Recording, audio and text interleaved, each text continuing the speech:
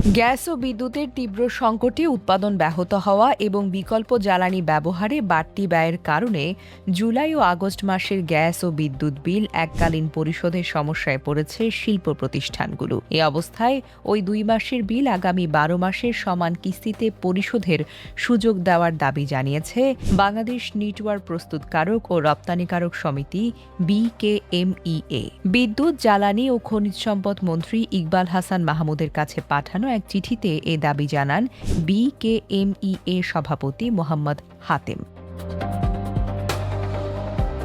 চিঠিতে বলা হয়, জুলাই ও আগস্ট মাসে গ্যাস ও বিদ্যুতের মারাত্মক সংকটে দেশের অধিকাংশ শিল্প প্রতিষ্ঠানের উৎপাদন কার্যক্রম ব্যাহত হয়েছে। খোলা ও ক্যাসকেড সিলিন্ডারের মাধ্যমে শিল্প কারখানায় প্রাকৃতিক গ্যাস সরবরাহ বন্ধ থাকায় অনেক কারখানার স্বাভাবিক উৎপাদন চালাতে পারেনি। উৎপাদন চালু রাখতে বাধ্য হয়ে কারখানা মালিকদের অতিরিক্ত অর্থ ব্যয় করে ডিজেল, এলপিজি ও অন্যান্য বিকল্প জ্বালানি সংগ্রহ করতে হয়েছে। এসব ব্যয় পূর্ব নির্ধারিত উৎপাদন খরচের মধ্যে না থাকায় শিল্প প্রতিষ্ঠানগুলো বড় ধরনের আর্থিক ক্ষতির মুখে পড়েছে বলে জানিয়েছে সংগঠনটি।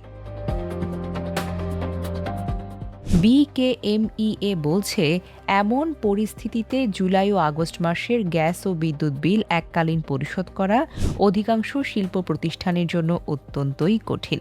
এতে কারখানার উৎপাদন, রপ্তানি কার্যক্রম এবং শ্রমিকদের কর্মসংস্থানও ঝুঁকির মুখে পড়তে পারে। সংগঠনটির দাবি, রপ্তানি কার্যক্রম সচল রাখা, বৈদেশিক মুদ্রা অর্জনের ধারা অব্যাহত রাখা এবং শ্রমিকদের কর্মসংস্থান সুরক্ষায় জুলাই ও আগস্টের বিল আগামী ১২ মাসের সমান কিস্তিতে পরিশোধের সুযোগ দেওয়া প্রয়োজন। এ বিষয়ে সংশ্লিষ্ট দপ্তরগুলোকে প্রয়োজনীয় নির্দেশনা দিতে বিদ্যুৎ, জ্বালানি ও খনিজ সম্পদ মন্ত্রীর সদয় হস্তক্ষেপ কামনা করেছে BKMEA।